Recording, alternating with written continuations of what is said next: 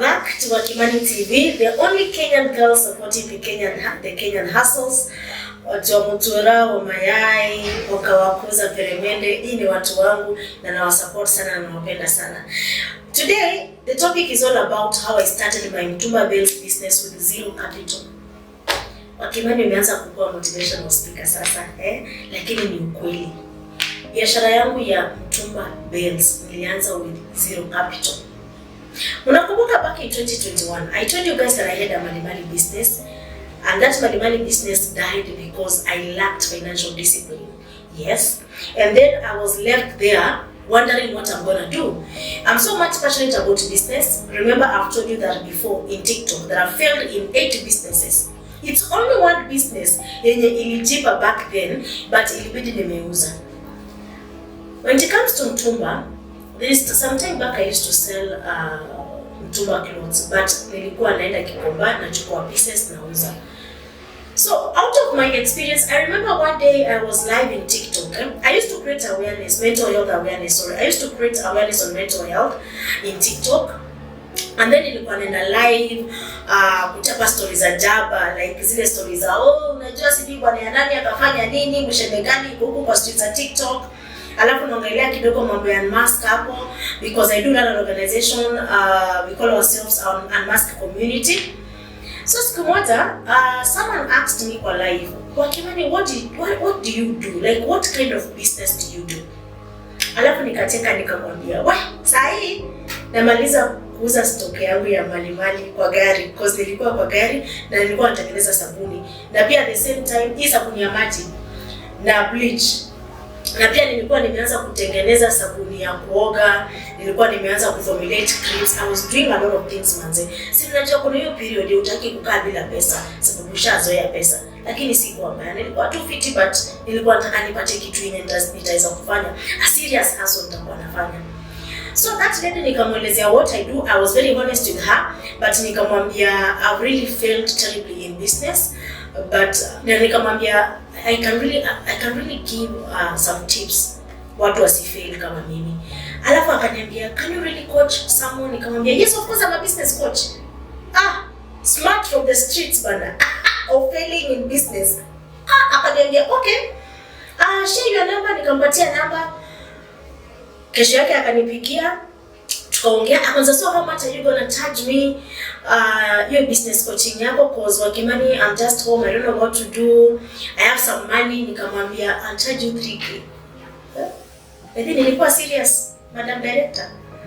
Ili charge 3,000. Akaanza, for how long? Nikamwambia for 2 weeks.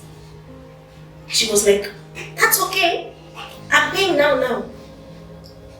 Mpaka nikajiuliza ngoja, kwani nimelipisha pesa kidogo ati hapa for 2 weeks na kila siku tuko na session online. Pia mimi sikuwa serious. Kuna kashida ilikuwa mahali, kwa sababu Wakimani hiyo time na wasai totally different. Now nikamfanyia business coaching. We had like 5 ideas and we settled for Mtumba. And now this lady told me that actually we settled for chiffon tops, because depending on what, depending on our location and the target market, chiffon tops were a bit profitable. So tukasema wacha tuanze na chiffon tops, and then we can always now look at dresses and other types of Mtumba clothes. Now this lady told me that, Wakimani, since now we have settled for these chiffon tops, I want you to source that bill. You're gonna source for me that bill. And I was like, Mami, I don't have a Mtumba wholesaler that I know in Kikomba, honestly. But ukiniambia ndio nikakuchagulie pieces huko kwa Gashusho ama chini ya mto huko, unajua Kikomba is big, naweza nikaenda nikakuchagulia. She told me no, I need a bell grade A ya Canada. And then I was like, kiaje sasa? Okay. Nikamwambia sasa, unajua hapo itabidi umeniwekea 2,000 ya kuweka gari mafuta, kwa sababu nao mimi sidhani kama nitapanda matatu hiyo time. Wacha nikunywe maji sababu nilikuwa nimeset standards na sikuwa na pesa. Haki standards wewe, imagine 2K. Akakataa. Aliniambia it's okay wake money. Na akaniwekea hiyo 2K, akaniambia enda Gikomba nitafutie hiyo bill. And that is why I went to Gikomba. I didn't know anyone in Gikomba. I mean, any supplier in Gikomba. It's just that I know some vendors when you use in pieces. Nikatafuta jamaa fulani mwenye namjua, nikamwambia mimi natafuta bill ya Canada ya hii, akanipeleka places nyingi. As usual, mnajua wakati wewe unatafuta bill vile unazunguka mpaka hata uamini ni gani unaonyesha mzuri. So after like 2 hours I settled for one bill and I purchased that bill. Okay, I called that lady, I told her this amount, wamenilipisha hii bill. Mind you, nilikuwa najua tu ile 2K aliniwekea mafuta, that's my faida. So I don't think whether I needed some more money. Sasa hapo tu nikamwambia mami, sababu vile nimetoka for hizo 2 hours, sisi uniongeze hata ka 2000 kingine jamani, kwa sababu akaniambia it's okay mami. Akaniwekea. Nikaona hii ni faida. Uzuri kuna vile Holy Spirit pia guide mtu. When you are business oriented, let me tell you. Ama wakati uko na mindset ya kufanya biashara, you won't look at it just like an opportunity at inapita. No, you will know this is it. So nikachukua tu videos to hiyo bail, akaniambia ndio nitumie na Enercoach. I went to Enercoach pale KPCU building hapo, nikachukua pia tu videos hapo, nikachukua tu picha, nikapiga picha receipts and everything. Alafu nikakuja nikashare hapo ka video kwa TikTok kama ile joke like leo nimeenda Gikomba, nimesource for this bill nikapata. Hapo mteja, by the way, siku post hiyo siku, no. Nilingoja mteja akapata hiyo bill. I was a little bit tensed by the way. Surprisingly, or I can say by God's grace, hiyo bill ilikuwa fit, it was good. Akachukua video, akapiga picha, akanitumia. So I combined all those videos by the way and I shared in TikTok. Guys, guess what happened? The video went viral because I think it attracted around 15,000 likes, viewers. 15,000 viewers, see likes. Hizo masiku nilikuwa na celebrate hata 1,000 viewers. Siamini sasa hii na attract 1 million. Ngojeni nikunywe maji tena. So out of those viewers, I got other more, I think 2 to 3 clients walikuwa wanataka bills pia. And then the question was, can you source for me a bill? Blah, blah, blah. I used to tell them that I'm a broker. So nikajiweka mimi ni broker, nikamwambia mimi ni broker, lazima niongeze 2,000 yangu juu. Nitaenda Gikomba, nitajua price, nitakwambia, alafu niongeze my 2K juu. Customer ananiambia ni sawa, ina shida. As long as utaniuzia ni kitu legit, mimi sina shida. By God's, I think it's by God's grace and His favor, by the way. Bills zote zilikuwa na sosia customers zilikuwa ngatu ziko fiti. And that is how I managed to raise 50,000 Kenya shillings za kuanzisha my Mtumba business, my Mtumba Bills business. My store, not even my Mtumba Bills, my store. Sababu mimi ni mtu mwenye nilikuwa naishi Syokimau, so nikasema nitaanzisha hii store Mlolongo. Nilikuja nikatafuta duka mahali, nikaambiwa ni 10,000.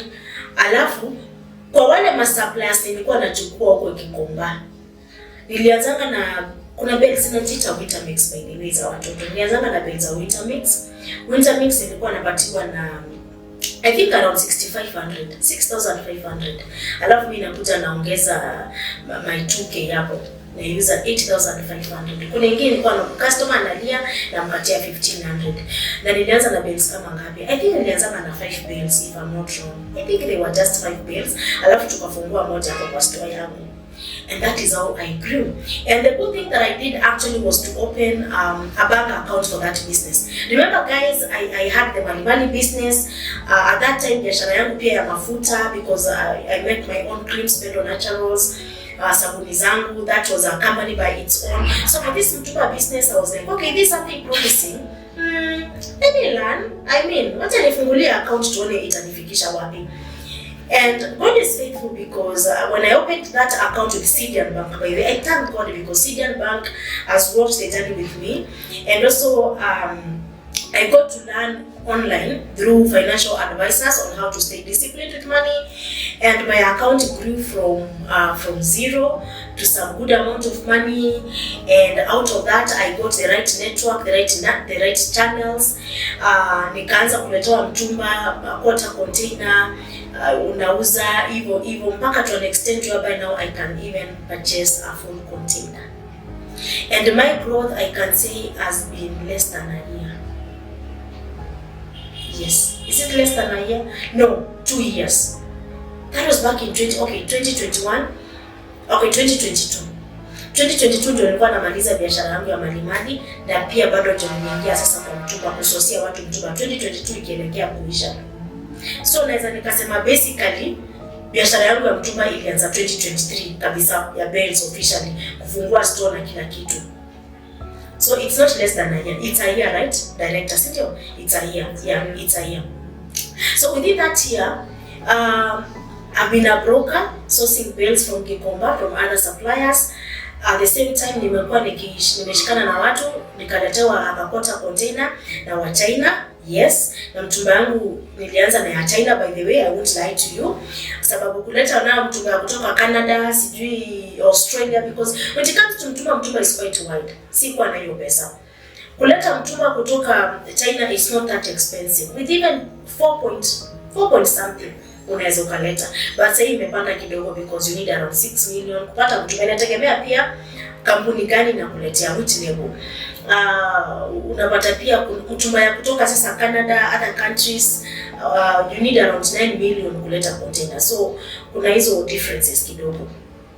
Na pia bedhi nimejaribu kusource bells kutoka hapa Alpha Center. Kuna watu wanajua godowns Alpha Center. Ziko, but nilienda huko kikaniramba kidogo, sitawadanganya. Kuna wakati nilipoteza pesa mzuri sana, by the way. Within that 1 year I've experienced losses. It's just that we don't talk about it kwa sababu, you know, in social media we just want to show you the glory of the Lord. Yes, I'm driving that big car and I'm living in that big house. But let me tell you, kinanilamba mpaka naenda kulia. Nalia lakini napunguza machozi, nasema the devil is a liar. Siwezi onyesha followers wangu mimi ati kimenilamba. But wacha niwaambie tu kitu ukweli. Kulamba nayo nimelamba papa na hii mtumba. Lakini the good part is that nimetengeneza pesa mzuri because, you know, niangalieni sinakaa vizuri, sinakaa vizuri by the way. Na tunakula, na tunavaa, na tunalala. Yaani hiyo tu ndio inamata kwa life by the way. Si vitu zingine, tusiongelee maisha mengine. As long as najipaka mafuta, I'm able to dress, to wear good clothes, my kids are in school, that is what matters in this life.